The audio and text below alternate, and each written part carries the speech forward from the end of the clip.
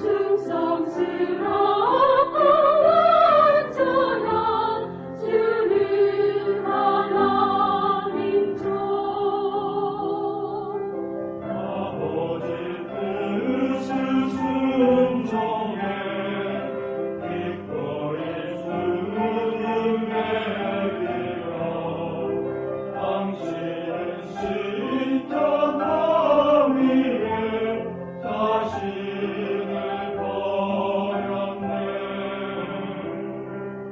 이제는 천리 영광 받고 보좌에 앉은 주 예수 하늘과 땅을 거는 무릎 당신께 경배해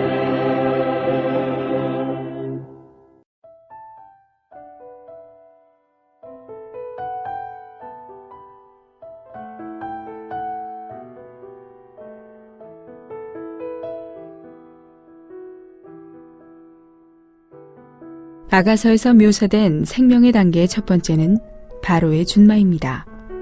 이 준마는 세상적인 방법 안에 있는 천연적인 힘을 상징하고 있습니다. 주님을 사모하지만 주님을 추구하기 위해 천연적인 힘을 사용하고 있는 것입니다. 이렇게 강한 방법으로 주님을 따르는 것은 훌륭하지만 천연적이고 세상적인 방식으로 훌륭할 뿐입니다. 주님을 사모하지만 뒤에는 세상을 끌고 있습니다. 주님을 사모하지만 다른 사람들은 그 사람이 주님과 함께 있다는 인상을 받지 못하고 바로의 어떤 것과 함께 있다고 느낄 것입니다. 이 찬송의 1절, 2절, 3절의 가사는 이러한 모습을 묘사해주고 있습니다. 자신을 의지하고 자신을 강하다 믿고 얼마나 무능한지를 모르며 늘 전진하는 줄 착각하고 깊이 없음을 모르고 겸손할 필요조차도 못 느끼는 것입니다. 이러한 천연적인 강함이 지속되는 것은 어떠한 부족함인지 모릅니다. 그러나 이제 4절과 5절에서 주님의 비춤을 받을 때 우리는 우리의 상태를 알게 됩니다. 주님의 면전에 나와 주님의 비춤 받으니 전에 못 보던 모든 것 다 드러나 주님의 면전에 오니 난 다만 부끄러울 뿐 벌거숭이가 되어서 약한 자 돼. 우리의 부끄러운 참 상태를 알기 위해서는 우리는 반드시 하나님의 면전에 나가 그분의 비춤을 받도록 우리 자신을 열어드려야 합니다. 자신이 스스로 자기 속을 살피며 돌아보는 것은 전혀 소용이 없습니다. 조용히 주님께로 나아가 기도하며 그분의 빛비춤을 받을 때 우리는 우리의 참 상태를 알게 됩니다. 6절부터 9절의 내용은 자신의 참 상태를 알게 될 때 우리의 반응과 같습니다. 교만할 것도 전혀 없네. 의지할 것도 없다네. 부끄러움과 통회함 뿐이라네. 나 진정 어리석어서 늘 교만했음 알았네. 내 마음 어두웠기에 오만했네. 진정 빛비춤을 받은 사람만이 교만한 것이 얼마나 어리석은 것인지를 알게 되는 것입니다. 9절에서 말하는 것처럼 우리는 참으로 잠잠하면 불안해하고 말하면 지나치는지 이것이 우리의 참된 모습일 뿐입니다.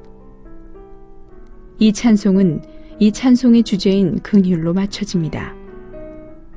자신의 재능이 아닌 오직 주님의 긍휼만이 우리를 그분께로 인도할 뿐입니다. 구하려 하나 못 믿고 의뢰할 줄도 모르네. 주여, 날 불쌍히 여겨 이끄소서.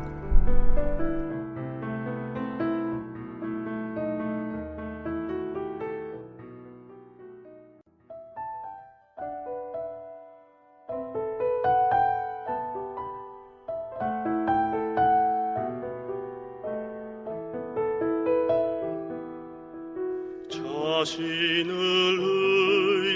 의지하던 자신을 강하다 믿고 얼마나 무능한지를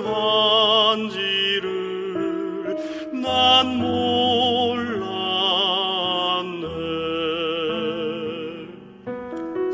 세상 가운데 살 때에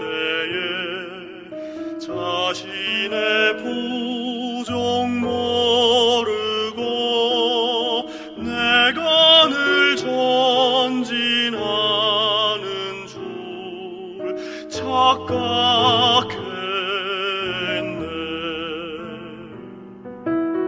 나 어둠 안에 거할 때 나 깊이 없음 모르고 겸손할 필요조차도 못 느꼈네.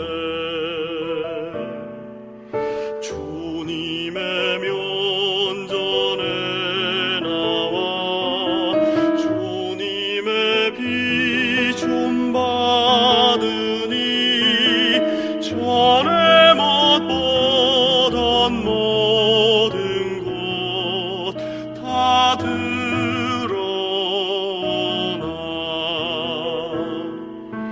주님의 면전에 오니 난 다만 부끄러울 뿐 벌거숭이가 되어서 약한 자 돼.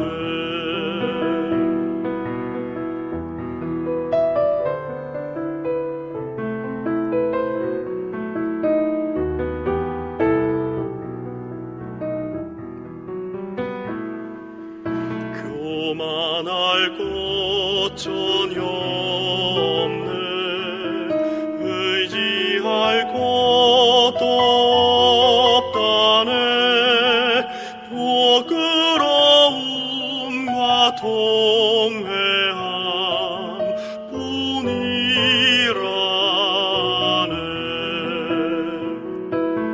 다행히 주의 보혈로 정죄에서 해방됐네. 주 나를 불사름에서 구원했네. 나 진정 어리석어서 늘 교만했음 말았네. 내 마음 어두웠기에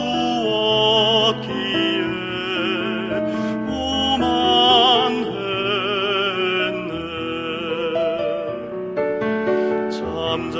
잠잠하면 불안하고 말하면 너무 지나쳐 모든 게 실패 부당함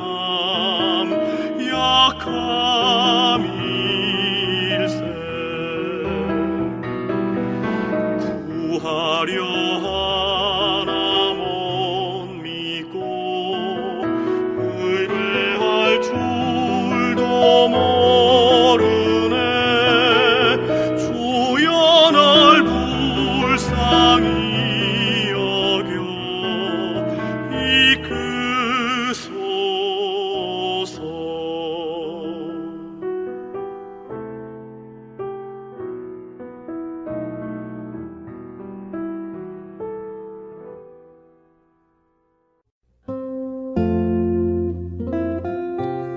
(2015년) 여름 훈련 집회 출애굽기 결정 연구 4번째. 언약의 피. 20주 1일 아침의 누림. 출애굽기 24장 8절. 그러자 모세는 그 피를 가져다 백성에게 뿌리며 말하였다. 이것은 여호와께서 이 모든 말씀에 따라 여러분과 맺으신 언약의 피입니다. 누가복음 22장 20절. 저녁을 드신 후에 같은 방식으로 잔을 가지시고 말씀하셨다. 이 잔은 여러분을 위하여 쏟는 나의 피로 세우는 새 언약입니다. 많은 그리스도인들이 출애굽기 24장 8절에 나타난 언약의 피라는 용어가 생소할 수도 있습니다. 이 표현은 마태복음 26장 28절에서도 주 예수님께서 사용하셨습니다. 심지어 언약의 피라는 용어에 익숙한 사람들도 그 진정한 의미를 모를 수 있습니다. 이것은 하나님의 마음에서 나온 것입니다. 그러나 이것은 타고난 사람의 마음에는 없는 것입니다. 성경에 나타난 어떤 것들은 우리 마음에 있는 것과 일치할 수 있습니다. 이러한 까닭으로 우리가 말씀을 읽을 때 이런 것을 발견하면 자동적으로 그것에 주의를 기울이게 됩니다. 그러나 다른 것들은 우리의 관념을 완전히 초월한 것입니다. 말씀 안에서 그런 것들을 읽을 때 우리는 전혀 인상을 받지 못할 수 있습니다. 언약의 피도 그와 같은 경우입니다. 오늘의 읽을 말씀. 출애굽기 24장 8절에서 왜 모세가 언약의 피를 말했습니까? 주 예수님은 배반당하시던 밤에 왜 이것은 죄들이 용서받을 수 있도록 많은 사람을 위하여 쏟는 나의 피, 곧 언약의 피입니다 라고 말씀하셨습니까? 여기서 주님의 말씀은 적어도 출애굽기 24장 8절을 참고한 것처럼 보입니다. 누가복음 22장 20절은 새 언약을 말합니다. 이것은 출애굽기 24장 8절에는 옛 언약의 피가 있고 마태복음 26장 28절과 누가복음 22장 20절에는 새 언약의 피가 있다는 것을 가리킵니다.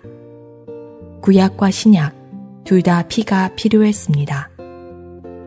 우리는 피가 구속하는 피, 정결하게 하는 피, 거룩하게 하는 피, 대적을 이기는 피라는 것을 알고 있을 것입니다. 그러나 여러분은 그 피가 또한 언약의 피라고 불리는 사실에 주의를 기울인 적이 있습니까? 이것은 굉장히 중요한 것입니다. 승천 안에서 그리스도는 그분의 죽으심으로 우리에게 물려주신 새 언약, 곧 새 유언의 중보자와 집행자가 되셨습니다. 그리스도는 또한 새 언약 안에 모든 것이 이루어질 것이라는 보증, 곧 서약이십니다. 그리스도는 여호와에 의해 백성, 곧 이스라엘을 위한 언약으로 부름받으셨습니다. 언약은 하나님과 그분의 백성 사이의 법적인 계약입니다. 그리스도의 죽음을 통하여 언약은 유언이 되었습니다. 그리스도는 그분의 구속하는 죽음을 통하여 하나님의 의에 따라 그분의 피로 새 언약을 제정하셨습니다. 부활 안에서 그리스도는 새 유언의 모든 유산들의 실제가 되셨고 하나님의 의에 따라 새 유언을 집행하는 중보자, 곧 집행자가 되셨습니다. 그러므로 그리스도는 새 언약, 곧 새 유언이십니다. 신격의 풍성의 체현이시자 십자가에 못 박히시고 부활하신 분이신 그리스도는 하나님께서 그분의 백성에게 주신 언약이 되셨습니다. 그분은 하나님의 온 존재와 하나님께서 우리에게 주신 모든 것의 실제이십니다. 하나님의 구원, 하나님의 의, 하나님의 의롭다 하심, 하나님의 용서, 하나님의 구속, 하나님의 풍성, 그리고 하나님께서 가지신 모든 것과 앞으로 하실 모든 것이 우리에게 언약으로 주어졌습니다. 모든 것을 포함하시고 생명을 주시며 내주하시고 완결되신 영이신 그리스도는 새 유언 안의 모든 유산들의 실제로서 우리의 영 안에 계시며 우리와 한 영이 되셨습니다. 언약이신 그리스도는 담보자이시고 그 영은 보증이시며 그리스도 안에 체현되신 하나님께서 그분의 백성에게 유업이시라는 것을 보장하십니다.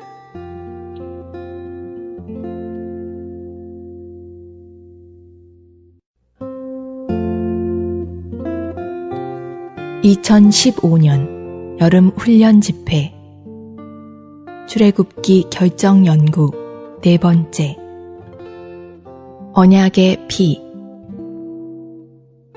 20주 2일 아침의 누림 출애굽기 24장 4절 5절 모세는 여호와의 모든 말씀을 기록하였다.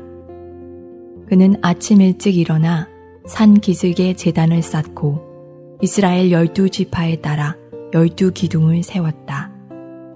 모세는 이스라엘 자손 가운데 젊은이들을 보내 여호와께 황소로 번제를 드리게 하고 또 화목제를 드리게 하였다. 출애굽기 24장에서 우리는 율법의 제정을 봅니다. 그 전의 율법은 하나님에 의해 이스라엘 자손의 대표인 모세를 통해 반포되었으며 이스라엘 자손이 그 율법을 받았습니다. 모세는 우리가 타고난 관념에 따라 기대한 것과는 아주 다른 방식으로 율법을 제정했습니다. 이스라엘 백성에게 하나님의 율법을 준수하라고 명령하는 대신 모세는 제단을 쌓았습니다. 의심할 바 없이 제단은 희생제물을 위한 것입니다. 그러나 희생제물이 율법과 무슨 관계가 있습니까? 이 문제를 생각해 보면 율법이 희생제물과 필연적으로 관련되지는 않는다는 것을 알게 될 것입니다. 그렇다면 왜 모세는 율법을 제정할 때 제단을 쌓았습니까? 제단은 구속되고 종결되고 대치될 필요가 있음을 가리킵니다. 우리는 타락했고 죄악이 가득하고 부패했기 때문에 구속되고 종결될 필요가 있습니다. 우리는 또한 그리스도로 대치될 필요가 있습니다. 오늘의 읽을 말씀 모세는 또한 이스라엘의 12지파를 대표하는 12기둥을 세웠습니다. 이런 기둥들은 하나님의 백성이 제단에서 구속되고 종결되고 대치된 후 하나님의 어떠하심을 반사하는 하나님의 증거가 될 수 있음을 가리키거나 상징합니다. 출애굽기 24장 6절은 모세는 그 피의 절반을 가져다가 여러 대야에 담고 나머지 절반은 제단에 뿌렸다 라고 말합니다. 8절에 따르면 모세는 그 피를 가져다가 백성에게 뿌리고 언약의 피라고 말했습니다. 분명히 그 피는 제단에 바쳐진 희생제물에서 나온 것입니다. 율법의 제정을 효력 있게 한 것은 그 피였지 제단이나 기둥들이 아니었습니다. 언약은 제단에 바쳐진 희생제물에서 나온 피에 의해 세워졌습니다. 따라서 희생제물이 있는 제단에서 율법을 제정하기 위한 피가 나왔습니다. 율법의 제정에 있어서 피가 초점입니다. 겉으로 보기에는 제단이나 기둥들이나 희생제물이나 피는 율법과 어떤 관계도 없는 것 같습니다. 모세는 율법을 제정할 때 왜 이 모든 것들을 사용했습니까? 출애굽기 24장에서 모세가 했던 것은 하나님의 경륜과 관계 있습니다. 우리는 하나님의 백성에게 율법을 지키게 하는 것이 하나님의 의도가 아니라는 사실을 많이 강조했습니다. 타락하고 죄악이 가득하고 부패한 백성이 율법을 지키는 것은 불가능합니다. 그들에게는 율법을 지킬 능력이 전혀 없습니다. 하나님도 그분의 백성에게 율법을 지키게 하실 의도가 없었습니다. 그러나 그들은 하나님께서 율법을 주셨기 때문에 그들이 그 율법을 지켜야만 하는 것으로 생각했습니다. 출애굽기 24장 3절은 모든 백성이 한 목소리로 말하였다. 여호와께서 말씀하신 모든 것을 우리가 준행하겠습니다. 라고 말합니다. 7절에 따르면 이스라엘 백성은 여호와께서 말씀하신 모든 것을 우리가 준행하고 순종하겠습니다. 라고 약속했습니다. 여기서 우리는 두 가지 다른 의도를 봅니다. 율법을 반포하신 하나님의 의도는 그것을 받은 백성의 의도와 달랐습니다. 이러한 두 의도는 서로 부합되지 않았습니다. 만약 하나님의 백성이 하나님께서 반포하신 율법을 지키는 것이 하나님의 의도가 아니라면 대체 그들에게 율법을 주신 하나님의 의도는 무엇입니까? 율법을 반포하실 때 하나님의 의도는 그분께 선택받고 구속받은 백성에게 그분이 어떠한 하나님이신지를 계시하는 것이었습니다. 바로 이러한 까닭으로 하나님의 율법이 증거라고 불리는 것입니다. 하나님의 증거인 율법은 하나님의 묘사 혹은 사진입니다. 따라서 율법의 첫 번째 기능은 하나님을 계시하는 것입니다. 하나님의 율법의 두 번째 기능은 하나님의 백성에게 자신들이 타락하였고 하나님에게서 멀리 떨어져 있다는 것을 깨닫게 하는 것입니다. 죄악이 가득하고 부패한 백성이 하나님을 기쁘시게 하는 것은 불가능합니다. 그들에게는 주님의 구속이 필요합니다. 구속하는 피를 통해서만이 그들은 하나님을 접촉할 수 있습니다. 구속을 통해 하나님의 백성이 그분께 인도되어 그분을 접촉한다면 그들 안에 하나님이 주입될 것입니다. 하나님을 접촉할수록 그들은 더욱더 하나님을 주입받게 됩니다.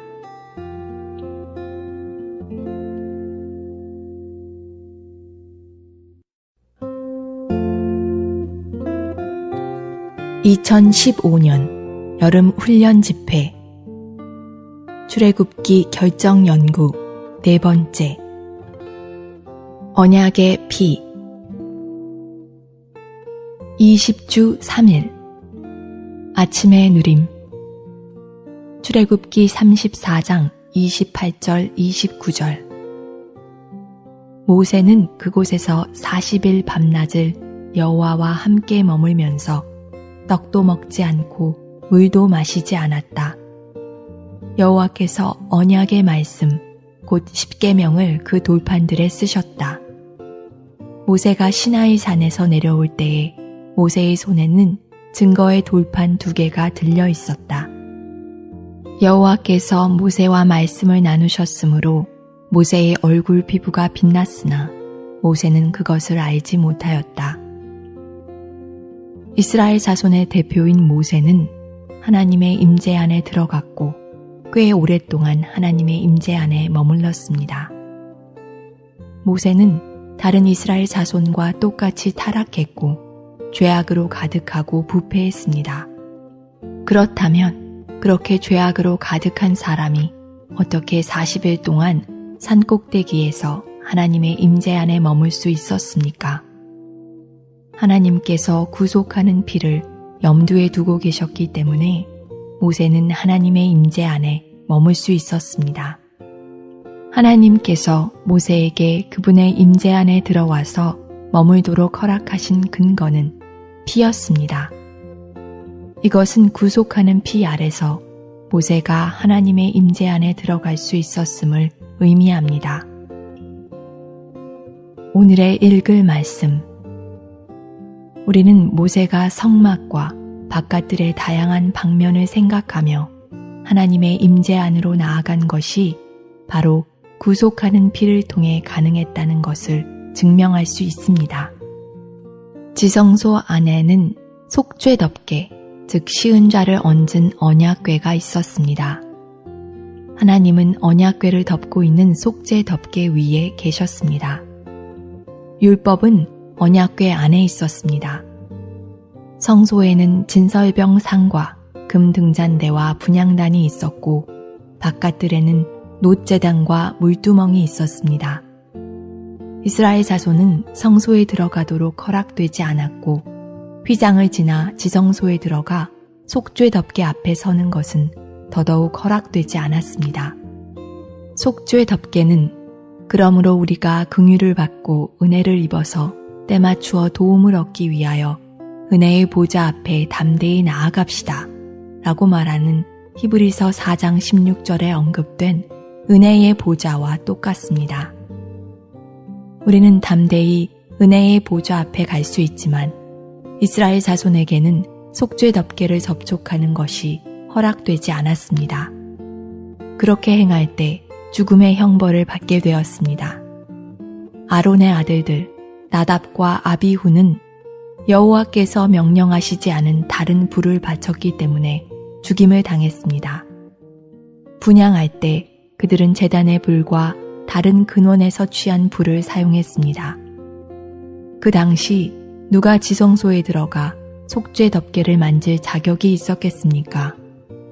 이렇게 행할 자격이 있는 유일한 사람은 바깥들에 있는 제단에서 구속하는 피를 가져온 사람이었습니다.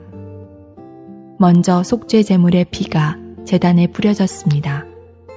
그런 다음 이 피를 지성소 안으로 가져가 속죄 덮개 위에 뿌렸습니다. 언약의 피인 이 피는 하나님의 백성을 그분의 임재 안으로 이끕니다. 히브리서 9장 5절에 언급된 속죄 덮개는 로마서 3장 25절에 나오는 화해 장소와 같은 것으로서 궤의 덮개를 지칭합니다. 이것은 하나님의 의로운 율법의 덮개이신 그리스도를 상징할 뿐만 아니라 하나님께서 은혜 안에서 그분의 구속받은 백성과 만나시고 그들에게 말씀하시는 장소이신 그리스도를 상징합니다. 그러므로 지성소 안에 있는 궤 위의 속죄 덮개는 은혜의 보좌, 곧 우리의 영 안에 거주하시는 그리스도 자신과 동일합니다. 요한계시록 8장 3절에 따르면 이것은 하나님의 권위의 보좌, 신성한 행정의 보좌이기도 합니다. 덮개는 순금으로 만들어졌는데 순금은 그리스도의 순전히 신성한 본성을 상징합니다.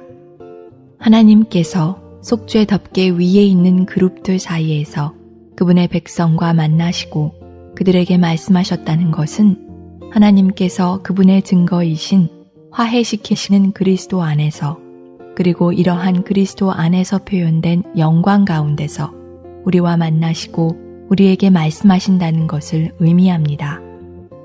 그러므로 속죄일의 희생 제물의 피가 뿌려진 속죄 덮개는 타락한 죄인들이 의로우시고 거룩하시며 영광스러우신 하나님과 만나 그분의 말씀을 들음으로 은혜이신 하나님을 주입받고 그분에게서 이상과 계시와 지시를 받을 수 있는 장소이신 인성 안에서 구속하시는 그리스도와 신성 안에서 빛나시는 그리스도를 묘사합니다.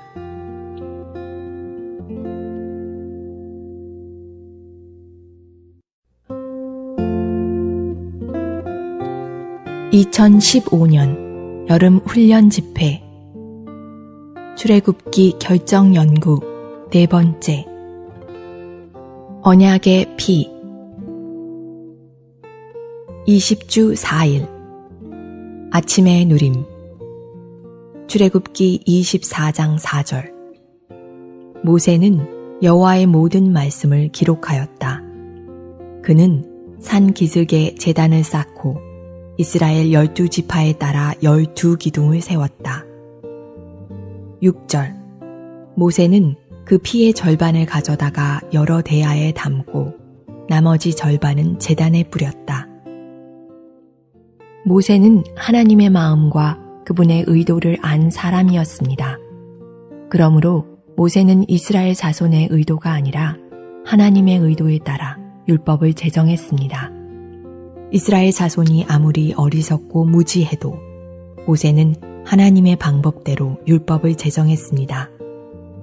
하나님의 방법은 그분께서 보시기에 백성이 타락하고 죄악이 가득하고 부패했다는 것과 하나님의 구속과 용서가 그들에게 절실히 필요하다는 것을 그들에게 보여주는 것이었습니다. 물론 하나님은 기꺼이 그들을 구속하여 그들의 죄들을 용서하려고 하셨습니다. 그들이 구속과 용서를 받은 후에 구속하는 피는 그들을 하나님의 임재 안으로 이끌었고 그들은 거기에서 하나님을 접촉하고 하나님을 그들 안으로 받아들이며 하나님의 어떠하심을 반사하는 하나님의 살아있는 증거인 기둥들로 조성될 수 있었을 것입니다. 이것이 오늘날까지 우주 안에서 작용하는 기본 원칙입니다. 오늘의 읽을 말씀.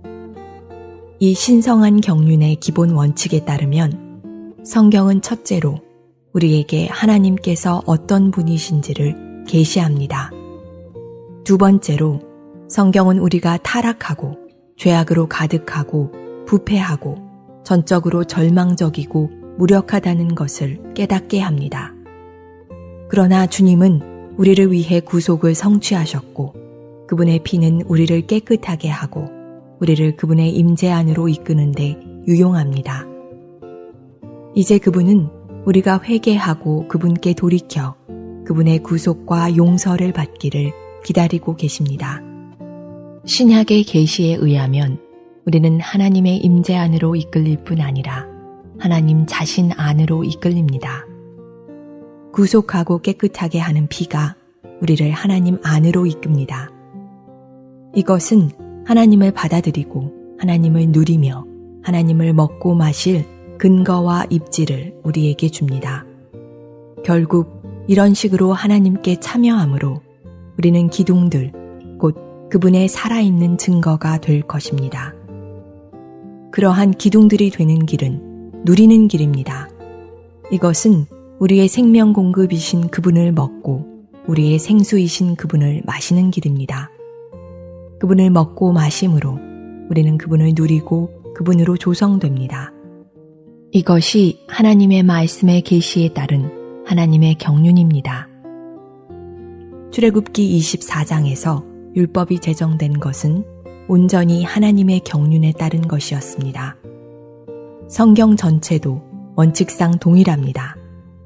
이스라엘 자손이 하나님께서 말씀하신 것에 순종하겠다고 약속하는 어리석음을 범한 것 같이 오늘날의 많은 그리스도인들도 성경에 있는 계명들이 지키기 위한 것이라고 생각합니다. 예를 들어 에베소서 5장 22절과 25절에서 바울은 아내들에게 남편에게 복종하고 남편들에게는 아내를 사랑하라고 당부합니다. 그러나 진실로 자신의 아내를 사랑하는 남편이나 자신의 남편에게 복종하는 아내는 없습니다. 오히려 모든 아내가 고집세고 반항적이며 모든 남편은 자기 자신만을 사랑합니다. 그러므로 우리는 성경에서 발견되는 계명들을 지킬 수 없습니다. 이 계명들을 실행하려고 노력하는 대신 우리는 성경의 계시의 빛 안에서 우리가 타락했고 죄악으로 가득하며 부패했다는 것을 자백해야 합니다. 우리는 회개하여 하나님의 구원을 받아들일 수 있도록 깨달음을 얻고 책망을 받으며 굴복될 필요가 있습니다. 그럴 때 그리스도의 구속하는 피가 우리를 삼일 하나님 안으로 이끌며 우리는 그분을 주입받아 기둥들이 될 것입니다. 그러한 기둥들만이 아내를 사랑할 수 있고 남편에게 복종할 수 있습니다. 하나님의 경륜의 기본 관념은 하나님의 백성이 율법을 지켜야 한다는 것이 아닙니다. 하나님은 그분의 백성이 준수하게 하시려고 율법을 반포하신 것이 아니라 율법으로 말미암아 그들이 긍정적으로는 하나님을 알고 부정적으로는 그들 자신을 알게 하시려고 반포하신 것입니다. 하나님과 그들 자신에 대한 합당한 인식이 있을 때 그들은 회개하고 하나님의 구속을 받아들일 것입니다. 구속하는 피를 통해 그들은 하나님의 임재 안으로 이끌려 하나님을 주입받음으로 하나님의 어떠하심에 대한 살아있는 증거이자 하나님의 어떠하심을 반사하는 기둥들이 될 것입니다.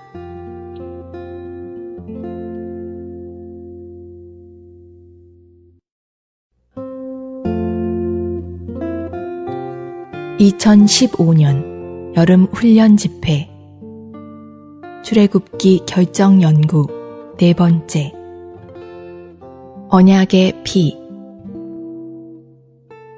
20주 5일 아침의 누림 마태복음 26장 28절 이것은 죄들이 용서받을 수 있도록 많은 사람을 위하여 쏟는 나의 피, 곧 언약의 피입니다. 요한계시록 22장 14절 생명나무에 이르는 권리를 얻고 문들을 통하여 그 성 안으로 들어가도록 자기의 겉옷을 빠는 사람들은 복이 있습니다. 주님의 피가 하나님의 의를 만족시켰으므로 새 언약이 제정되었습니다. 이 새 언약 안에서 하나님은 용서와 생명과 구원, 그리고 영적이며 하늘에 속한 신성한 모든 축복을 우리에게 주십니다. 이 새 언약이 우리에게 주어질 때 그것은 우리를 위한 잔, 곧 몫이 됩니다. 주님은 피를 흘리셨고 하나님은 언약을 세우셨으며 우리는 잔을 누리는데 그 잔 안에 있는 하나님과 그분께 속한 모든 것이 우리의 몫입니다. 피는 그리스도께서 우리를 위해 지불하신 대가이고 언약은 하나님께서 우리를 위해 만드신 권리 증서이며 잔은 우리가 하나님께 받는 몫입니다. 오늘의 읽을 말씀 구약에 있는 희생 제물의 피는 그리스도의 피를 예표합니다. 그리스도의 피는 새 언약의 피입니다. 이 피는 우리를 위해 놀라운 많은 일을 이루었습니다. 그리스도의 피는 우리를 구속했습니다. 베드로전서 1장 18절과 19절은 우리가 그리스도의 피로 구속받았다고 말합니다. 사람이 타락한 후에 생명나무에 이르는 길이 막혔습니다. 창세기 3장 24절에서 하나님은 에덴 동산 동쪽에 그룹들과 사방으로 돌며 불을 뿜어내는 칼을 두시어 생명나무에 이르는 길을 지키게 하셨습니다. 할렐루야! 그리스도의 피가 우리를 생명나무로 다시 인도합니다. 요한계시록 22장 14절은 영원 안에서 그리스도를 누리는 것을 언급합니다. 그러나 오늘날에도 우리는 이 누림에 참여할 수 있습니다. 그리스도의 피를 통하여 우리는 생명나무, 즉 우리에게 생명이 되시는 하나님 자신을 누릴 수 있습니다. 그리스도의 피는 또한 믿는 이들을 생명수로 이끕니다. 요한복음 7장 37절에서 주 예수님은 목마른 사람들은 모두 그분께로 와서 마시라고 말씀하셨습니다. 결국에는 우리의 가장 깊은 곳에서부터 생수의 강들이 흘러나올 것입니다. 우리는 모두 그리스도의 피를 통하여 생명수를 마시는 것을 체험했습니다. 매일 그리스도의 피로 인하여 생명나무를 먹고 생명수를 마실 수 있습니다. 요한계시록 7장 14절에 따르면 어린 양의 피로 자신의 겉옷을 빨아 희게 된 사람들은 어린 양에 의해 생명수의 샘들로 인도될 것입니다. 이것은 우리가 영원히 그리스도의 피를 통하여 생수를 누릴 것임을 가리킵니다. 히브리서 10장 19절 20절은 그러므로 형제님들 우리가 예수님의 피로 말미암아 담대하게 지성소에 들어가게 되었습니다. 예수님은 휘장, 곧 그분의 육체를 통해서 우리를 위하여 새롭고 살아있는 길을 열어놓으셨습니다. 라고 말합니다. 히브리서 10장 19절과 20절에서 우리는 예수님의 피가 우리를 지성소 안으로 들어갈 수 있도록 길을 여는 것을 봅니다. 주님께서 그 길을 여셨고 우리를 이끌어 오셨기 때문에 우리는 지성소 안에서 하나님을 누리고 매일 그분을 주입받을 수 있습니다. 히브리서 9장 14절은 더욱이 영원하신 영을 통하여 흠이 없는 자신을 하나님께 드리신 그리스도의 피는 살아계신 하나님을 섬기게 하기 위하여 죽은 행실에서 벗어나도록 우리의 양심을 얼마나 정결하게 하겠습니까? 라고 말합니다. 그리스도의 피는 우리가 살아계신 하나님을 섬기는 것을 가능하게 합니다. 우리가 계속 죽어 있다면 어떻게 하나님을 섬길 수 있겠습니까? 생명 없는 사람들은 살아계신 하나님을 섬길 방법이 없습니다. 구속하는 피를 통하여 우리가 생명을 얻고 주님의 임재 안으로 들어가 주님을 섬길 수 있는 것에 대해 주님을 찬양합시다. 마지막으로 그리스도의 피는 우리를 하나님의 성전 안으로 인도합니다. 거기서 우리는 영원히 그분을 누릴 것입니다. 요한계시록 7장 15절 16절은 그리스도의 피의 씻음을 통하여 하나님의 성전 안으로 인도된 사람들을 묘사해 줍니다. 그러므로 그들은 하나님의 보좌 앞에 있으며 그분의 성전에서 밤낮으로 그분을 섬깁니다. 그리고 보좌에 앉아 계신 분은 그들 위에 장막을 치실 것입니다. 그들은 더 이상 굶주리지 않고 목마르지도 않을 것이며 해나 어떤 뜨거운 열이 그들에게 내리쪼이지 않을 것입니다. 이것은 바로 하나님의 성전 안에서 하나님을 영원토록 누리는 것이 새 언약의 피인 그리스도의 피로 인하여 가능하게 되었다는 것을 보여줍니다. 보배로운 이 피가 영원토록 우리의 생명과 생명 공급이 되시는 하나님 자신에 대한 누림 안으로 우리를 이끕니다.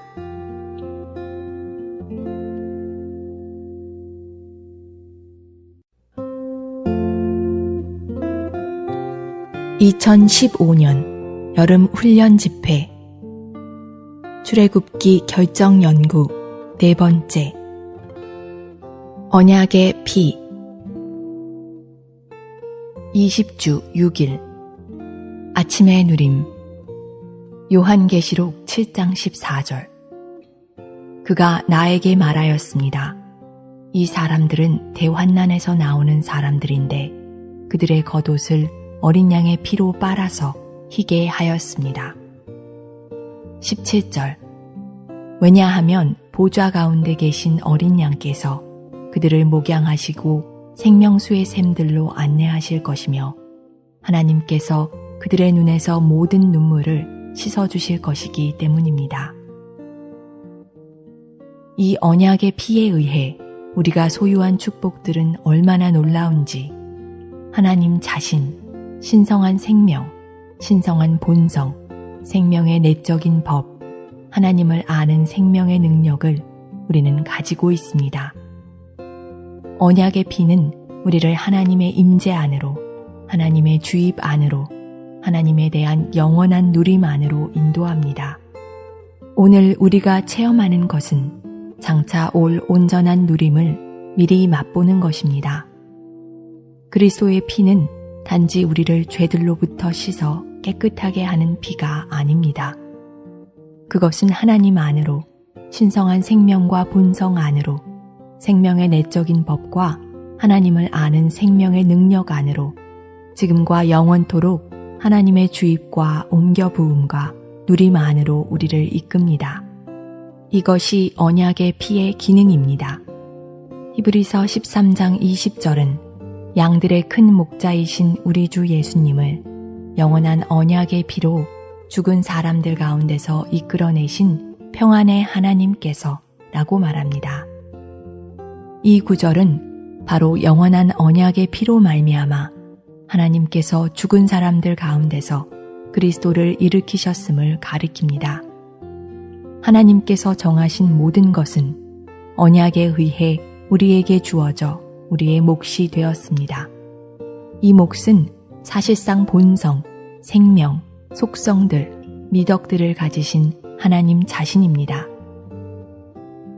오늘의 읽을 말씀 예레미야서 31장과 에스겔서 36장에 따르면 하나님은 그분의 법을 우리 안으로 넣어주시고 우리의 마음을 바꾸고 우리 영을 거듭나게 하고 그분의 영을 우리 안에 두시겠다고 약속하셨습니다.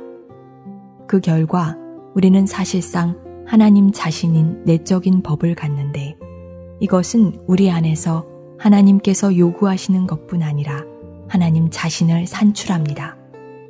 바로 이러한 까닭으로 주 예수님께서 제자들에게 그러므로 여러분의 하늘의 아버지께서 온전하신 것 같이 여러분도 온전하게 되십시오 라고 말씀하신 것입니다. 우리 안에 신성한 생명이 온전히 자랄 때 우리도 아버지께서 온전하신 것 같이 온전해질 것입니다. 언약의 피는 주로 용서를 위한 것이 아니라 먼저 하나님께서 우리의 몫이 되시기 위한 것입니다. 하나님은 우리가 그분을 누리도록 결정하고 예정하셨습니다. 이 누림 또한 우리에게 언약으로 주어졌습니다. 이 언약은 우리를 모든 신성한 축복들 안으로 이끄는 피인 예수 그리스도의 피에 의해 제정되었습니다. 마태복음 26장 28절에 따르면 주 예수님은 잔을 가지시고 이것은 죄들이 용서받을 수 있도록 많은 사람을 위하여 쏟는 나의 피, 곧 언약의 피입니다. 라고 말씀하셨습니다. 누가복음 22장 20절에 따르면 주 예수님은 이 잔은 여러분을 위하여 쏟는 나의 피로 세우는 새 언약입니다. 라고 말씀하셨습니다. 고린도전서 10장 16절에서 바울은 잔을 축복의 잔으로 언급합니다. 이 축복의 잔은 피에 의해 제정된 언약입니다. 새 언약의 피는 축복의 언약을 제정한 피입니다. 그 언약은 잔이며 또한 우리의 몫인 축복입니다. 이 몫은 우리의 누림이신 하나님 자신입니다. 이 피의 개념은 우리의 천연적인 이해를 훨씬 더 초월합니다. 물론 이 피는 우리를 죄들로부터 깨끗하게 합니다. 그러나 이보다 훨씬 더 중요한 것은 이 피가 우리를 우리의 누림을 위한 우리의 몫이신 하나님 안으로 이끈다는 것입니다. 요한계시록 7장에서 어린 양의 피에 옷을 빨아 희게 한 이들은 하나님의 보좌 앞에 있고 하나님의 성전 안에 있으며 생명수의 샘들로 인도됩니다. 더 나아가 요한계시록 22장 14절은 생명나무에 이르는 권리를 얻고 문들을 통하여 그 성 안으로 들어가도록 자기의 겉옷을 빠는 사람들은 복이 있다 라고 말합니다.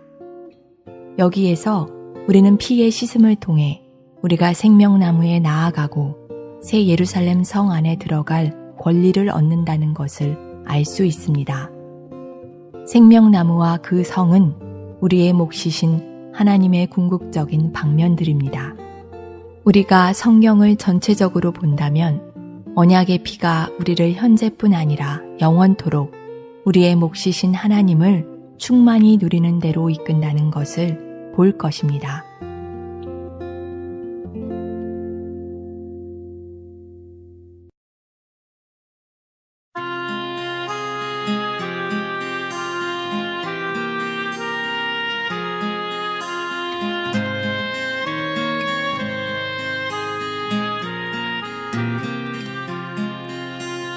넓고 깊은 주의 사랑 나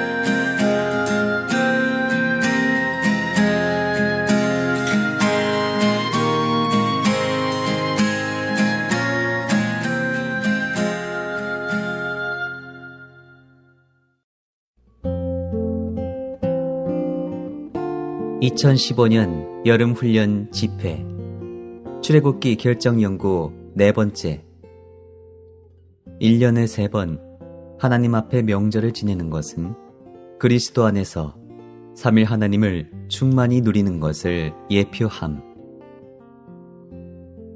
21주 1일 아침의 누림 출애굽기 23장 14절부터 15절 너는 1년에 3번 내 앞에 명절을 지내야 한다. 너는 무교절을 지켜야 한다. 내가 너에게 명령한 대로 아비벌에 정해진 때에 7일 동안 무교병을 먹어야 한다. 이것은 그 달에 내가 이집트에서 나왔기 때문이다. 아무도 내 앞에 빈손으로 나와서는 안 된다. 출애굽기 23장 14절은 너는 1년에 3번 내 앞에 명절을 지내야 한다라고 말합니다. 해마다 있는 이 3개의 명절은 무교절과 수학절과 수장절입니다. 하나님 앞에서 1년에 3차례 명절을 지키는 것은 그리스도 안에서 3일 하나님을 충만하게 누리는 것을 예표합니다. 오늘의 읽을 말씀 우리는 이 3명절이 3일 하나님의 누림을 예표한다고 말할 수 있는 명확한 근거를 성경에서 찾을 수 있습니다. 무교절을 지키는 것은 죄 없는 생명 공급이신 그리스도를 누리는 것을 예표합니다. 이 명절은 6월절의 연속이었습니다.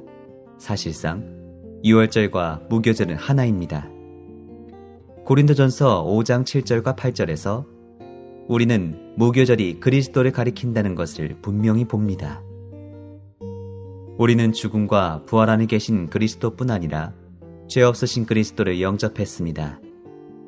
이것은 그분의 생명이 십자가에 못 박히고 부활한 생명일 뿐만 아니라 죄 없는 생명이기 때문입니다. 그러므로 우리는 어린 양의 고기와 함께 무교병도 먹어야 합니다.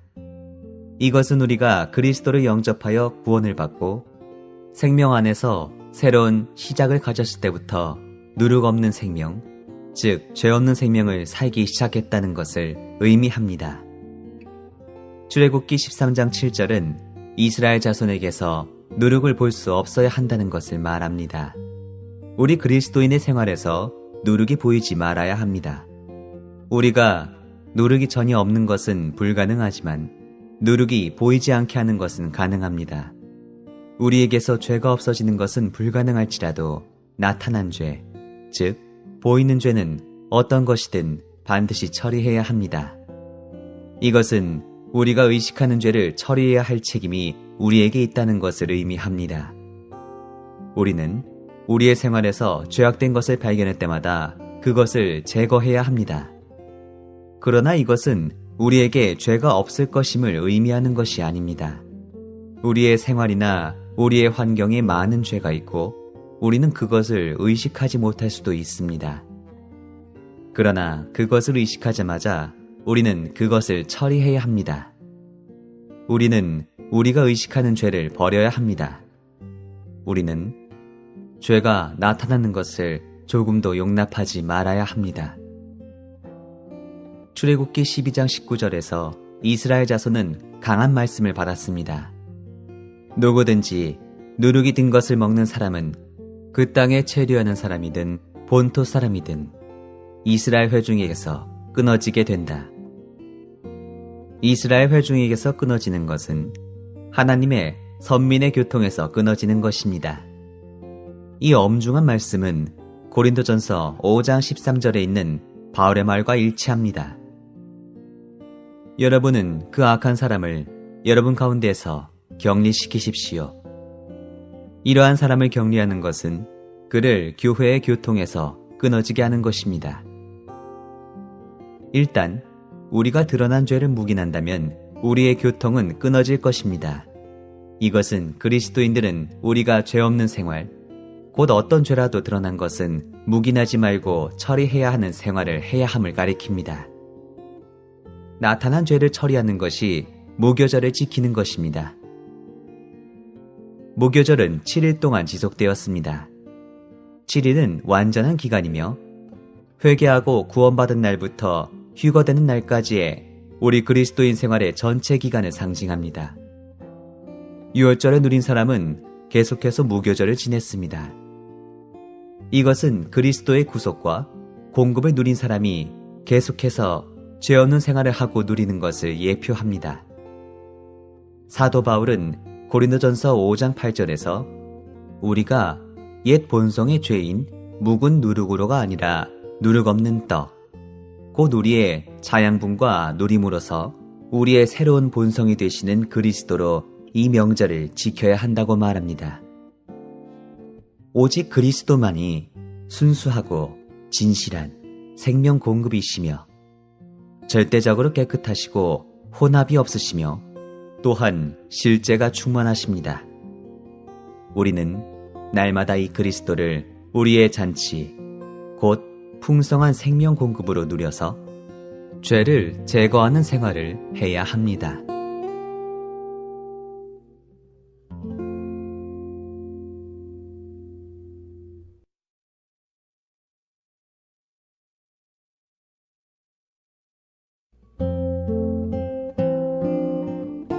(2015년) 여름훈련 집회 출애굽기 결정연구 4번째 1년에 3번 하나님 앞에 명절을 지내는 것은 그리스도 안에서 3일 하나님을 충만히 누리는 것을 예표함.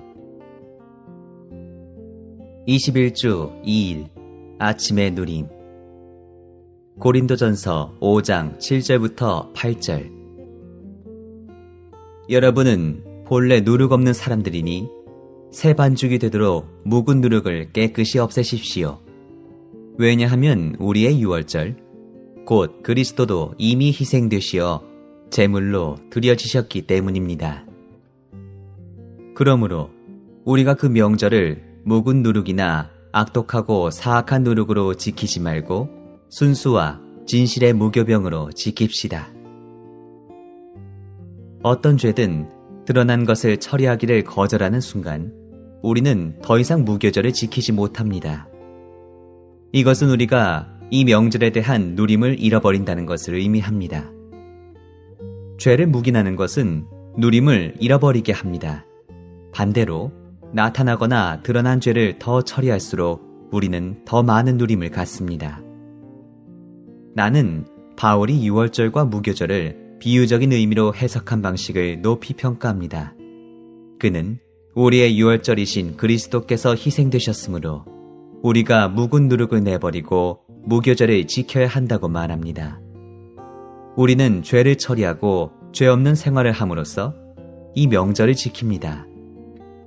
죄 있는 것이 드러날 때마다 우리는 즉시 그것을 처리합니다. 이렇게 하여 우리의 집에서는 누룩을 볼 수 없게 될 것입니다. 그리스도는 누룩 없는 떡이십니다. 그분을 먹을수록 우리는 더 누룩이 없게 될 것입니다. 죄를 제거하는 유일한 길은 십자가에 못 박히고 부활하신 죄 없는 생명이신 그리스도를 먹는 것입니다. 오늘의 읽을 말씀. 하나님의 구속을 받은 사람들은 무교병을 먹어야 했습니다. 이것은 죄 없으신 그리스도께서 누룩 없는 요소로서 그분의 믿는 이들 안으로 분배되셔야 한다는 것을 의미합니다. 어린 양은 구속하시는 그리스도를 상징하며 무교병은 죄 없으신 그리스도를 상징합니다. 떡은 소재로 사용되었습니다. 소재는 인성을 가지신 그리스도를 상징합니다. 모든 사람들은 그들의 육체에 죄의 요소를 가지고 있지만 사람이신 그리스도는 그분의 육체 안에 죄가 없으셨습니다. 로마서 8장 3절은 그리스도께서 죄의 육체의 모양으로 오셨다고 말합니다. 그분은 죄의 육체의 모양은 가지셨지만 죄의 실제는 없으셨습니다. 그분 안에는 육체의 죄의 본성이 없었습니다. 그리스도는 죄가 없으셨으며 죄를 범하지 않으셨습니다. 그분은 죄와 아무 상관이 없으셨습니다. 분명히 그분은 죄악된 육체 안에 계셨습니다. 그러나 사실상 그리스도의 육체 안에는 어떤 죄의 실제도 없었습니다. 왜냐하면 그분은 아담에게서 태어나지 않으셨기 때문입니다.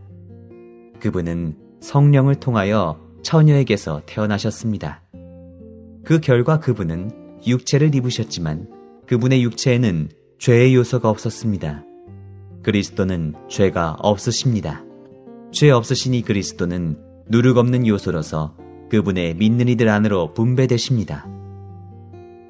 고린도전서 5장 7절과 8절에서 우리는 두 개의 명절, 곧 유월절과 무교절을 봅니다.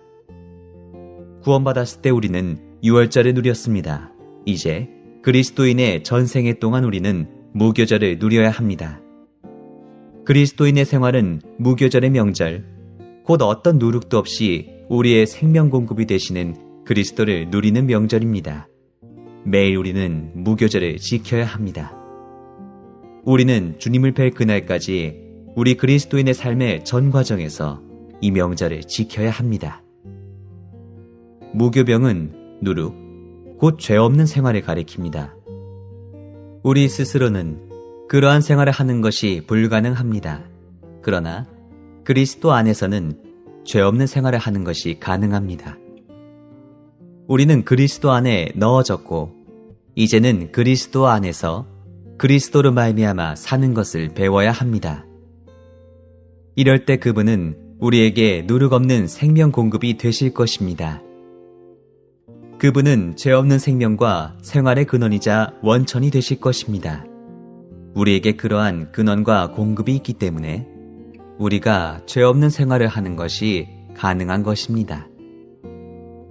무교병이신 그리스도는 우리를 누룩이 없게 만드시는 영적이며 신성한 음식이십니다.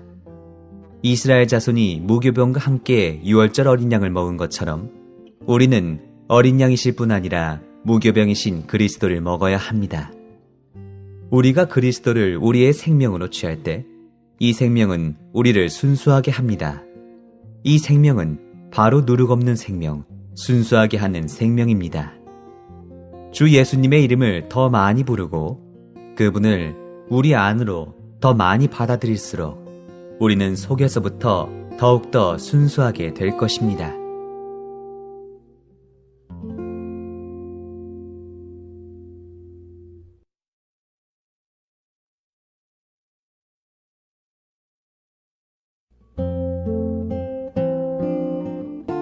(2015년) 여름훈련 집회 출애굽기 결정연구 4번째. 1년에 3번 하나님 앞에 명절을 지내는 것은 그리스도 안에서 3일 하나님을 충만히 누리는 것을 예표함. 21주 3일 아침의 누림. 로마서 8장 23절. 그럴 뿐만 아니라 그 영의 첫 열매를 받은 우리 자신들도 속으로 탄식하며 아들의 자격, 곧 우리 몸의 구속을 간절히 기다립니다. 고린도전서 15장 23절. 그러나 각 사람이 자기 차례대로 될 것이니 먼저는 첫 열매이신 그리스도이시요 그 다음은 그리스도께서 오실 때에 그분께 속한 사람들입니다. 고린도전서 5장 8절은 그리스도께서 순수와 진실의 무교병이심을 계시합니다. 누룩 없는 떡이신 그리스도는 우리가 순수한 교회 생활을 하도록 하는 분이십니다. 교회 안에는 누룩이 없어야 합니다. 성경에서 누룩은 잘못된 교리들과 실행들, 악한 행실들과 죄 있는 것들과 같은 모든 부정적인 것들을 상징합니다. 비록 그리스도 안에서 우리에게 누룩이 없을지라도 타고난 존재에 따르면 우리는 누룩으로 가득합니다. 중요한 문제는 우리가 누룩 없는 떡을 먹느냐 아니면 누룩 있는 떡을 먹느냐입니다. 다른 말로 하자면 우리가 그리스도를 사는가 아니면 우리 자신을 사는가입니다. 고린도전서 5장 7절에서 바울은 우리가 본래 누룩 없는 사람들이기 때문에 새 반죽이 되도록 묵은 누룩을 깨끗이 없애라고 명합니다. 우리는 새 반죽이 되어야 합니다. 곧 새로운 본성을 가진 민리들로 구성된 교회가 되어야 합니다. 우리는 그리스도 안에서 누룩이 없으며 우리 자신을 따라서가 아니라 그리스도를 따라서 살아야 합니다. 오늘의 읽을 말씀 77절 혹은 오순절은 부활하신 그리스도의 영의 첫 열매를 누리는 것을 보여주는 예표입니다.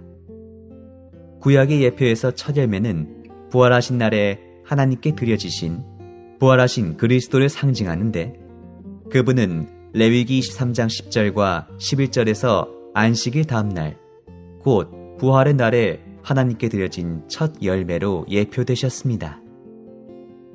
사실 오늘날 모든 믿는 이들, 심지어 주님을 좋아하지 않는 사람들도 오순절이 그 영과 관련되어 있다는 것을 압니다. 신약에서 수확절의 성취인 오순절에 성령께서 오셨습니다. 그러나 수확의 첫 열매와 관계 있는 구약의 수확절에는 그 영을 상징하는 것이 전혀 없었던 것처럼 보입니다. 성경의 예표에서 오순절은 하나님께 첫 열매를 드리는 것과 연관됩니다. 그러나 성취에 있어서 오순절은 그 영의 오심과 연관되어 있습니다. 언뜻 보기에 첫 열매는 그 영과 아무런 관련이 없는 것 같습니다. 그러나 구약의 예표와 신약의 성취를 비교한다면 부활한 분이시며 첫 열매이신 그리스도께서 그 영이시라는 것을 분명히 보게 될 것입니다. 성경의 예표에서 첫 열매인 것이 그 성취에 있어서는 그 영이 됩니다. 로마서 8장 23절은 그 영의 첫 열매에 관해 말합니다. 여기서의 첫 열매는 우리의 누림과 만족을 위한 첫 열매이신 그 영 자신을 언급하고 있는 것이 틀림없습니다. 그러나 우리는 고린도전서 15장 23절을 통해서 그리스도께서 첫 열매이심을 알고 있습니다. 그런 다음 45절은 이 그리스도께서 부활 안에서 생명 주시는 영이 되셨다는 것을 말합니다. 그러므로 그 영의 첫 열매는 사실상 그리스도입니다. 구약의 수확절의 예표는 부활하신 그리스도께서 이 명절의 성취에서 그 영이시라는 것을 가리킵니다. 오순절 날에 강림하신 그 영은 바로 하나님께 드려지신 첫 열매이신 그리스도였습니다. 만일 구약에서 첫 열매가 없었다면 수확절이 없었을 것입니다. 신약에서 그 영이 없었다면 오순절도 없었을 것입니다. 오순절 날에 오신 그 영은 구약에서 하나님께 드려졌던 첫 열매의 성취입니다. 첫 열매는 부활하신 그리스도를 예표하고 부활하신 그리스도는 그 영이십니다. 오순절 날은 그리스도께서 부활하신 날로부터 정확히 50일째가 되는 날이었습니다. 부활하신 그리스도의 충만한 흘러나옴이신 그 영께서 오순절 날에 교회 위에 쏟아 부어주셨습니다. 이것은 부활하신 그리스도께서 그 영이 되시어 믿는 이들의 충만한 누림을 위하여 그들 위에 쏟아 부어주셨다는 것을 가리킵니다.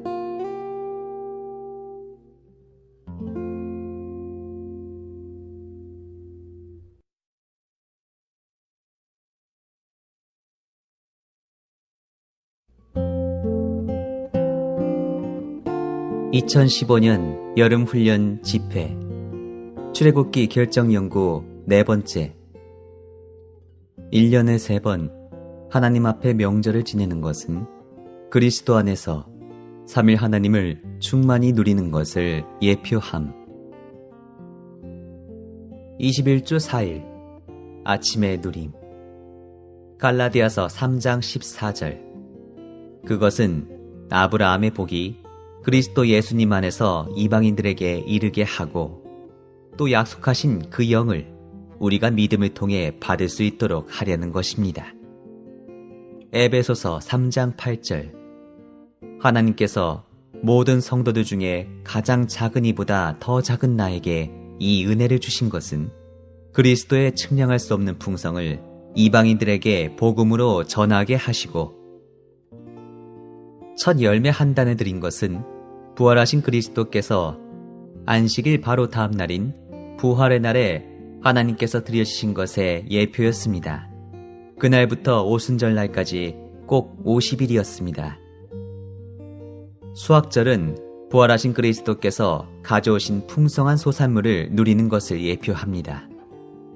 이 풍성한 소산물은 하나님께서 선택하신 백성이 모든 것을 포함하신 그리스도를 좋은 땅으로 누릴 수 있도록 그들에게 복음의 복으로 주어진 과정을 거치신 삼위 하나님의 모든 것을 포함하신 영입니다. 이것은 믿는 이들이 오순절날 넘치는 그 영을 받음으로 좋은 땅 안으로 들어갔을 뿐 아니라 하나님의 신약 경륜 안에 있는 하나님의 충만한 목, 곧 부활과 승천 안에 계신 모든 것을 포함하신 그리스도의 넘치는 풍성에 참여했다는 것을 의미합니다.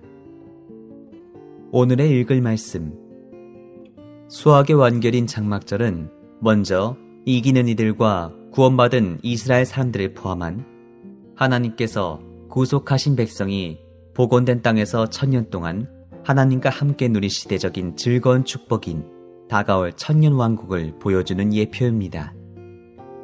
이 7째 달 15날부터 7일 동안은 여호와에게 장막절을 지내야 한다. 이 7일은 장막절이 완전한 기간 동안 지내야 한다는 것을 의미하고 완전한 것은 1000년일 것입니다. 너희는 7일 동안 여호와에게 화제를 드려야 한다. 이것은 우리가 이 명절 동안에 하나님과 사람 모두의 만족을 위하여 그리스도를 하나님께 음식으로 드리는 것을 상징합니다. 성경의 예표에 따르면 우리는 천년왕국 안에서 매일 하나님께 제물을 드릴 것입니다. 이것은 우리가 체험한 그리스도가 하나님의 음식임을 상징합니다.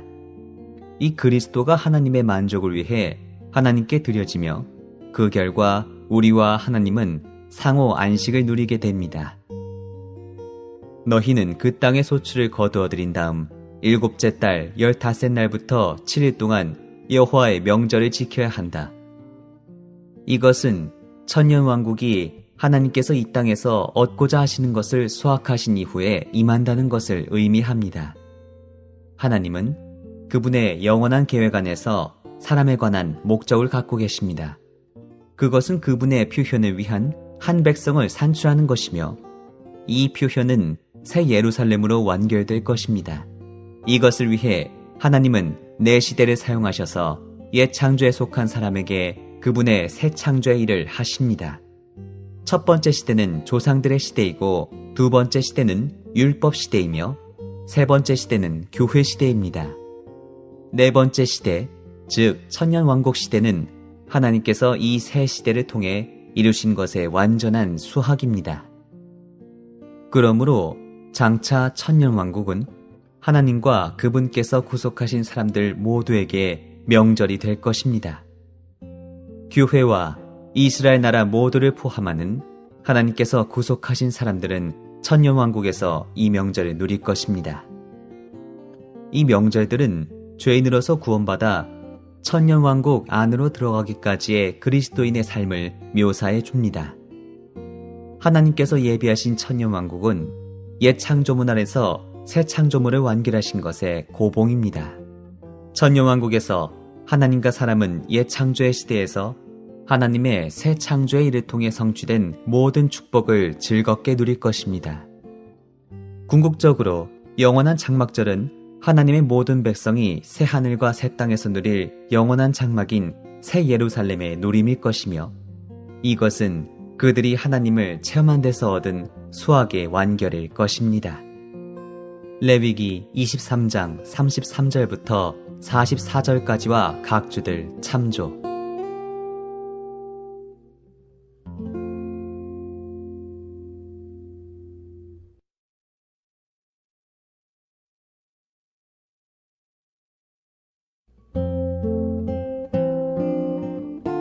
(2015년) 여름훈련 집회 출애굽기 결정연구 4번째. 1년에 3번 하나님 앞에 명절을 지내는 것은 그리스도 안에서 삼위 하나님을 충만히 누리는 것을 예표함. 21주 5일 아침의 누림. 요한계시록 21장 2절부터 3절. 또 내가 보니 거룩한 성 새 예루살렘이 하늘에서 하나님에게서 내려오는데 남편을 위하여 단장한 신부로 준비되어 있었습니다. 또 나는 보좌에서 나오는 큰 음성을 들었습니다. 보아라, 하나님의 장막이 사람들과 함께 있고 하나님께서 그들과 함께 장막을 치실 것이다. 그들은 하나님의 백성이 될 것이고 하나님은 직접 그들과 함께 계시며 그들의 하나님이 되실 것이다. 세 번째 명절은 수장절입니다. 수장절을 지키는 것은 그리스도 안에서 아버지를 충만히 누리는 것을 예표합니다. 그리스도 안에서 삼위 하나님을 누린 최종적인 결과의 완성은 신격의 충만, 즉 아버지의 충만을 영원히 누리는 것입니다. 수장절은 또한 장막절이라고 불립니다. 이 명절은 새 하늘과 새 땅에서 삼위 하나님을 영원히 충만히 누리는 것을 의미합니다. 그리스도를 믿는 우리는 영원히 신격의 충만을 누릴 것입니다. 오늘의 읽을 말씀, 레위기 23장은 하나님께서 그분의 선민을 위해 7명절을 정하셨다고 말합니다. 그 첫 번째 명절은 유월절이었고 마지막 명절은 장막절이었습니다. 유월절은 그리스도에 대한 우리의 누림의 시작이며 장막절은 그 완성입니다. 그리스도인의 생활 전체는 명절이어야 합니다. 다른 곳에서 우리는 그리스도인의 생활이 고난의 생활이라고 말했지만 우리는 명절을 더 많이 누리기 위하여 고난받습니다. 우리의 고난은 우리를 도와 주님을 누릴 수 있게 합니다. 결국 우리의 고난은 우리의 명절이 됩니다. 이것이 시편 23편 5절에서 주님께서 원수의 목전에서 우리 앞에 상을 베푸셨다고 말하는 이유입니다. 원수들은 싸움과 고난을 가리키지만 주님은 우리의 싸움을 명절로 만드시고 우리의 고난을 상으로 바꾸십니다. 그리스도는 장막절이십니다. 요한은 그의 복음서에서 그리스도에 대한 누림의 시작인 유월절을 먼저 언급하는데 이것은 법리적인 방면에서 하나님의 구속에 대한 누림의 시작을 위한 것입니다. 그 다음에 요한은 또한 장막절을 언급하는데 이것은 유기적인 방면에서 하나님의 완전한 구원의 완결을 상징합니다. 좋은 땅에서 수확물을 완전히 거둔 후에 이스라엘 자손은 장막절을 지킴으로 하나님께 경배하고 그들이 수확한 것을 누렸습니다. 사실상 그들이 함께 모이는 것은 섞임에 대한 참된 그림이었습니다. 모든 이스라엘 백성은 이러한 섞임을 위해 1년에 3번 예루살렘에 올라가야 했습니다. 마지막 명절은 추수 후 가을에 있었습니다. 이 명절은 이스라엘 자손이 하나님께 경배와 찬송을 드리면서 좋은 땅에서 수확한 소산물을 누리고 하나님을 찬양하고 칭송하기 위한 것이었습니다. 하나님은 이스라엘 자손의 조상들이 광야에서 방황하는 동안 좋은 땅의 안식안으로 들어가기를 기대하며 어떻게 장막 안에서 살았었는지를 이스라엘 자손이 기억하도록 하시려고 이 장막절을 정하셨습니다. 모든 사람이 천막을 가졌고 하나님은 이 천막들 중에 그분의 장막을 소유하셨으므로 장막절은 하나님의 이야기를 기념하는 것이었습니다. 이것은 주님께서 그분의 상을 세우셨을 때 말씀하신 것과 같습니다. 주님은 우리에게 떡을 먹고 잔을 마셔 그분을 기념하라고 말씀하셨습니다. 장막절이 일종의 기념인 것 같이 주님의 상도 기념입니다. 이 명절은 또한 오늘날 우리가 여전히 광야에 있으며 영원한 장막인 새 예루살렘의 안식안으로 들어가야 한다는 것을 상기시켜 줍니다. 새 예루살렘은 금과 진주와 보석들로 견고히 건축된다 할지라도 여전히 장막이라 불릴 것입니다. 유월절은 먹는 것을 상징하고 장막절은 만족을 상징합니다. 요한복음 6장에서 유월절에 먹는 것은 그림자이며 참된 먹음이 아닙니다. 마찬가지로 요한복음 7장에서 장막절의 만족 또한 그림자입니다. 오직 그리스도만이 유월절과 장막절 모두의 실제이십니다.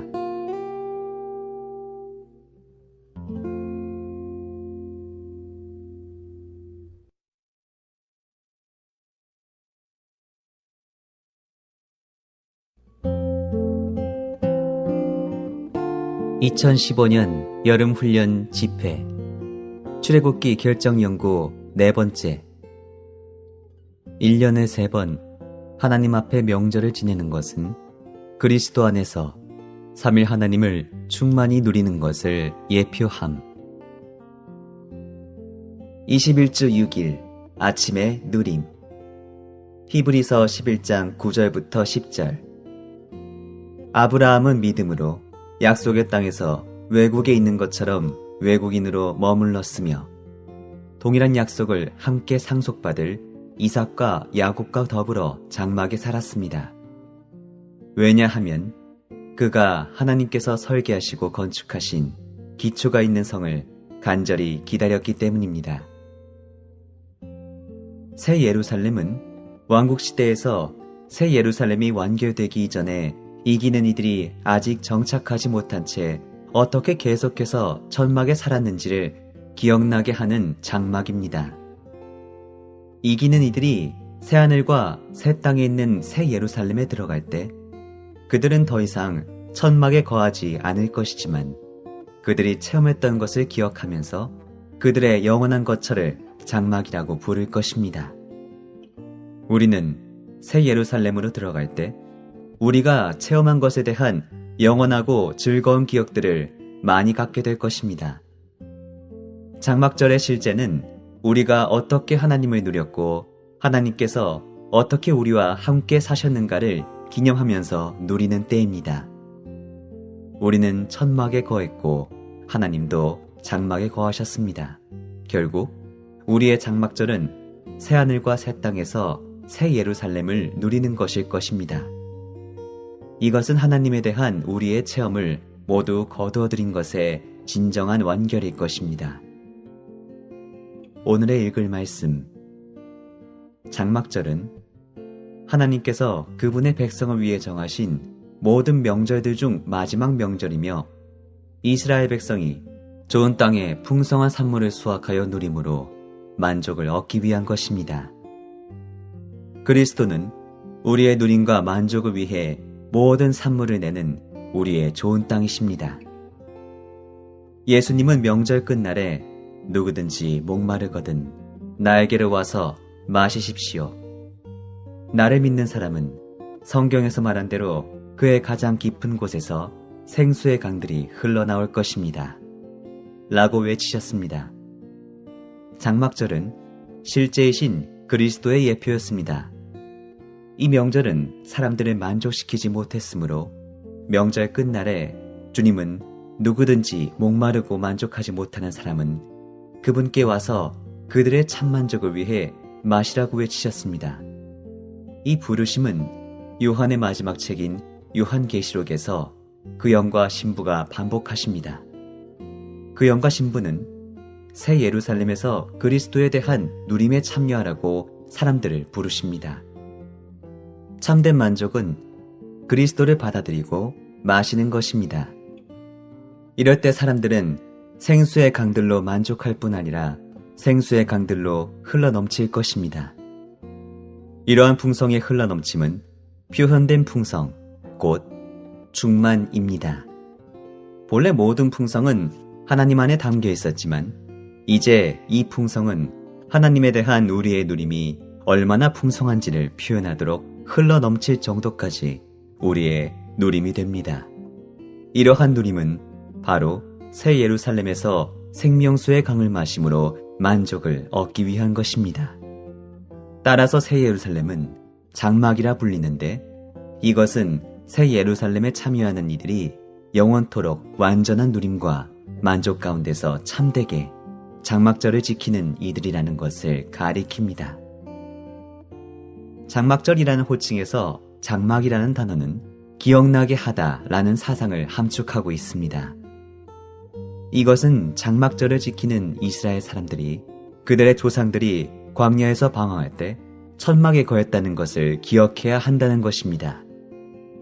새 예루살렘은 먼저 천년왕국 안에서 첫 열매로 완결될 것인데 이것은 이기는 이들에게 주어지는 보상이 될 것이며 그 다음 최종적으로는 새하늘과 새 땅에서 완결될 것인데 이것은 온전하게 된 모든 믿는 이들에게 주어지는 하나님의 완전한 구원의 충만한 누림이 될 것입니다. 이것이 참된 장막절이 될 것입니다. 우리는 이 생명절이 그리스도 안에서 삼위 하나님을 충만히 누리는 것을 상징하다는 사실에 깊은 인상을 받을 필요가 있습니다. 우리는 첫 번째 명절에서 그리스도께서 하나의 씨로 뿌려지셨다고 말할 수 있습니다. 두 번째 명절에는 생명 주시는 영이신 그리스도의 수확 혹은 추수가 있습니다. 이 명절의 누림은 오순절날에 시작되었고 세 번째 명절인 수장절까지 계속되어 수장절로 완결될 것입니다. 추수의 완결인 수장절은 신격의 충만, 즉 그리스도 안에 계신 아버지의 충만을 영원히 누리는 것입니다.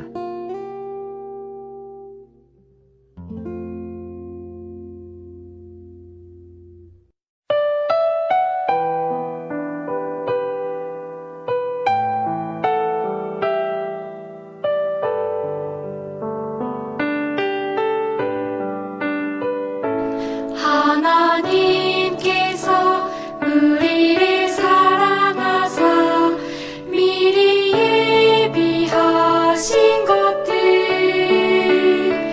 눈으로 본 적도 귀로 들은 적도 마음에 떠오른 적도 없지만 우리를 위하여 정하고 예비하신 깊고 감추어진 것들 주님을 사랑함으로 우리 알 수 있다네. 주님을 사랑하는 것 우리 온 존재를 주께 두는 것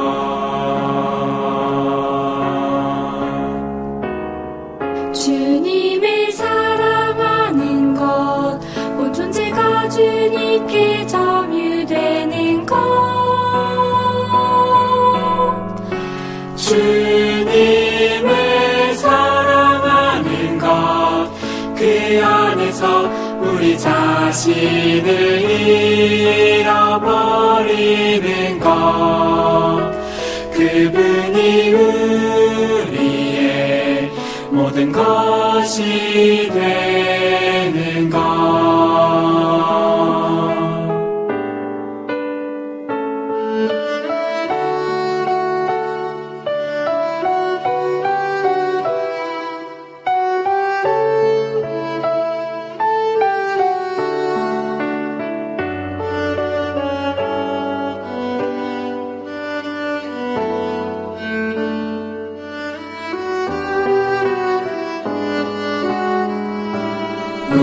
우리를 위하여 정하고 예비하신 깊고 감추어진 것들 주님을 사랑함으로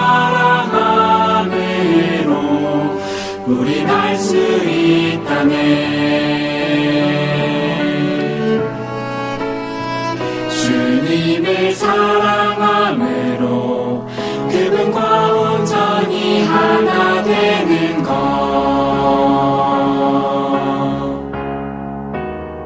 주님과 교통을 하며 그분의 마음 안에 들어가는 것 주님의 마음 안에서 신랑이신 그분의 모든 비밀을 아는 것 그것이 신부의 유일한 사랑일세.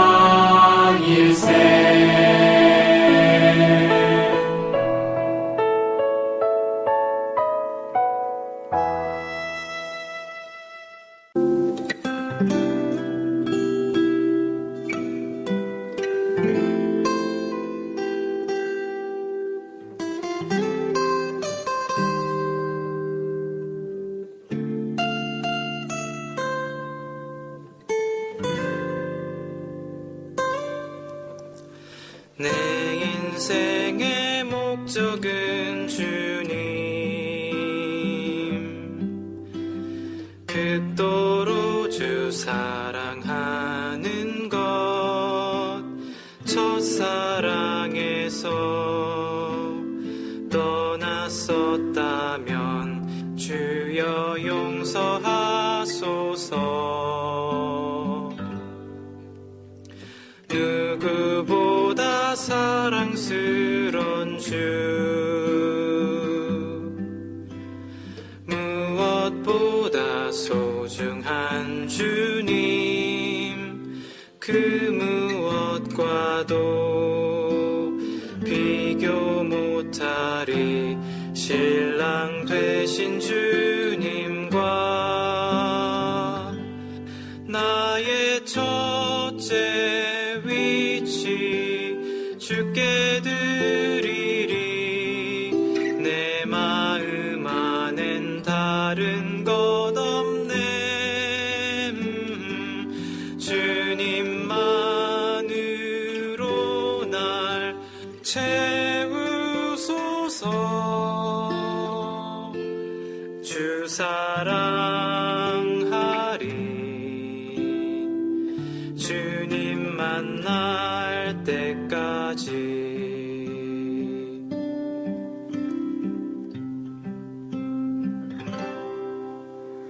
나의 모든 사랑 가져가 당신으로 채워주소서. 나의 필요는 주를 얻는 것, 당신 더욱 주소서. 모든 것은 지나버리네.